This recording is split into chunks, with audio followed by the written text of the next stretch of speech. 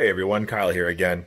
Just enjoying this nice June day, and I thought I would go through some preventative maintenance items that we cover on the Mahindra Max 26 XLT. I know there's a lot of people who have questions upon what you should be doing, and I just want to kind of cover what I do to make sure that I'm keeping my tractor in working order. These tractors are well built, but if you don't take care of them and do a lot of this preventative maintenance with the greasing and lubrication checks, then you'll be seeing failures as your tractor gets some age, or even potentially fatal failures early on. I know a lot of people like me, this is probably your first tractor purchase, and so understanding and making sure you're doing what's needed can make sure that you have a longevity with the tractor and that you're not seeing any early failures with it. So from the sounds of it, a lot of the early problems people are having is because they're not performing some of these things. So stick with me here and we'll check a few things out. So here it is, the Max 26 XLT, the newest version from Mahindra, the XLT. They added the T onto the name, made a few improvements by adding the loader bucket handle down here, adding a cell phone holder, an AC plug, the toolbox, which I upgraded with the new Harbor Freight one. They have the new treadle pedal down here, and they also have a horn and such. I think the most notable difference here is that they actually made the hood all one piece. So when you open it down here, it just lifts up and has a lock, to where on the XL it actually has the side panels you have to remove.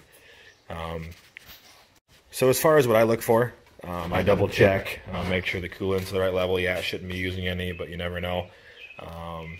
Double check the battery. There were some people having issues with the terminal posts corroding and the battery cracking, which I believe that was all been fixed. They added some thicker fittings on the positive terminal side.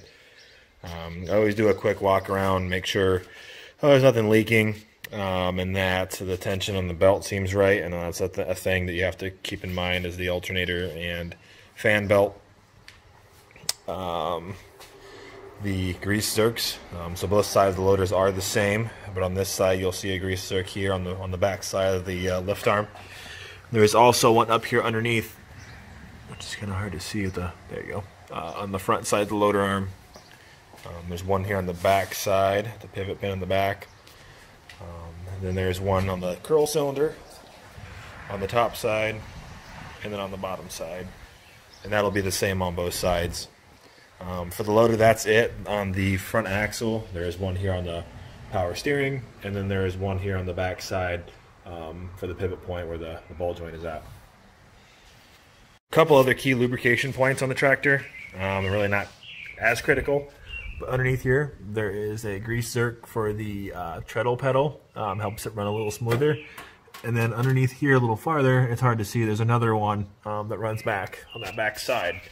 It helps keep this in operating shape and moving a lot smoother and a lot more free than it would otherwise. The last grease zerk's over here on the driver's side. See him there.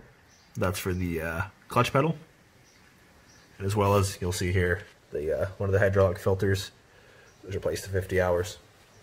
This isn't really a preventive maintenance or routine maintenance type situation, but when I bought the tractor, they installed the engine block heater, which you'll see back in there, where the red plug is at. They basically view that as a standard item here in Iowa, just because we do have cold winters, and they would rather make sure when you're starting the engine you're not getting premature wear, just because the engine is cold and not operating as optimal as it would when it's, you know, warmer temperature like 70 or 80 degrees here in Iowa. Another thing I would say is best practice, and it depends on the person, but I park in a garage with my tractor, so I always look down the ground around the critical components, look for leakage, any drips of anything. That's going to be a telltale sign that something's wrong. Other items to look out for, the loader bolts and the frame bolts here, the green ones and the red one. There is a spec chart to what they were torqued at. If you look at the front of the bolts, there is numbers on them, and that corresponds to a grade and a quality. I'll add that photo in here. It is in the manual book, but it does have a torque spec. Something else to keep in mind are the wheel bolts.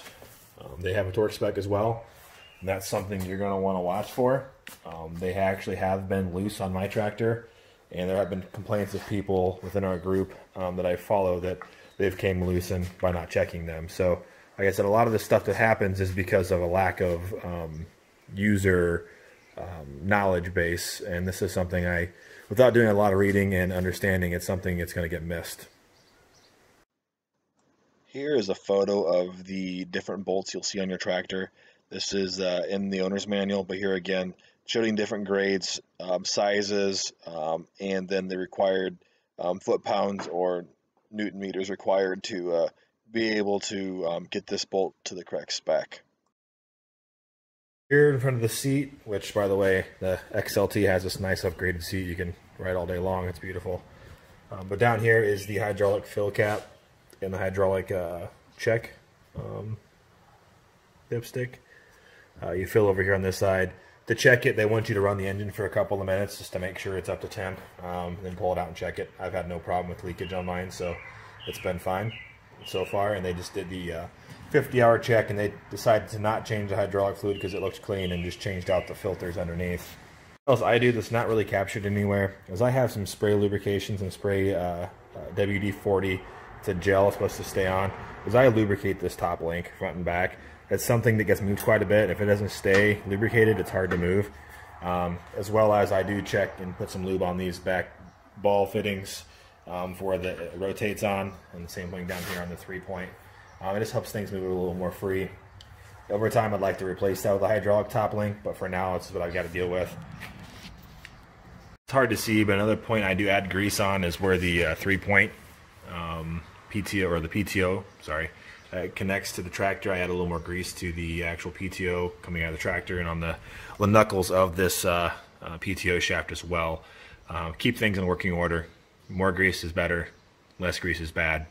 The grease works to push the dirt out of the joint, which you'll see here on the loader. I grease it fairly often, but you'll see how it's dirty on the front side, to where the grease is actually doing its job lubricating, but it's also forcing the dirt out of the joint. So never too much grease. Yeah, it may make a mess, but I'd rather have the mess than something worn out prematurely because of lack of lubrication.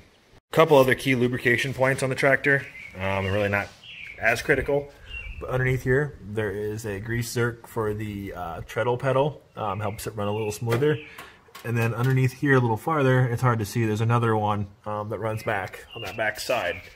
It helps keep this in operating shape and moving a lot smoother and a lot more free than it would otherwise. The last thing I would make sure of is on the front of this tractor there is a removable screen to keep grass and dirt out. It does get really dirty. Keep an eye on that. The last thing you want to do is overheat your tractor because you're not cleaning that out. That's something that's missed quite a bit, and I think it's one of the easiest things to do. Take it out and blow it off. As far as the other maintenance I do, I always double check the fuel bowl, make sure there's no water in it. You'll see it towards the bottom, it'll be a different look. This is supposed to capture potential water in the diesel fuel as well as filter it. So something to keep an eye on. My dealer did color code the dipstick back here. It's kind of hard to get to, but it made it a lot more visible to get to, as well as on top here. You'll see the oil fill cap is labeled yellow as well. Pretty much all the serviceable items he coated with yellow paint. Here is the air cleaner.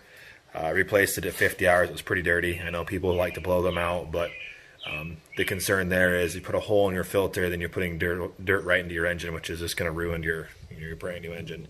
In this case, it only had 55 hours on it, so this diesel's got a long ways to go.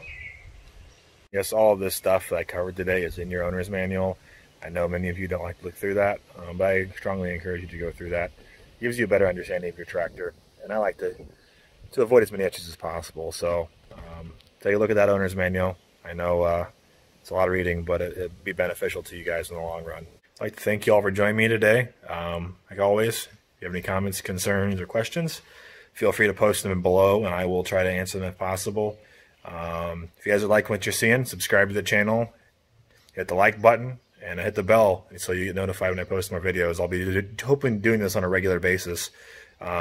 Be posting a lot of Mahindra related videos, as well as other outdoor videos around the house here. I got a lot of projects I'd like to get done yet, and fortunately enough, they involve this tractor. So more to come. Keep in touch. I will try to do my best in adding quality of videos to this. I'm getting better at it. One thing I want to mention is I do have the 5-foot box blade from Mahindra. I have the pallet forks from Mahindra, and I have this 5-foot tiller I did a review on yesterday. So any questions, comments, concerns, like I said, let me know. Anything you'd like to see me do with it, or any information about the tractor you'd like me to go over, I'd be more than willing to. So far, it's been a great tractor. I have no complaints, no real issues, and hopefully it keeps that way. Until next time.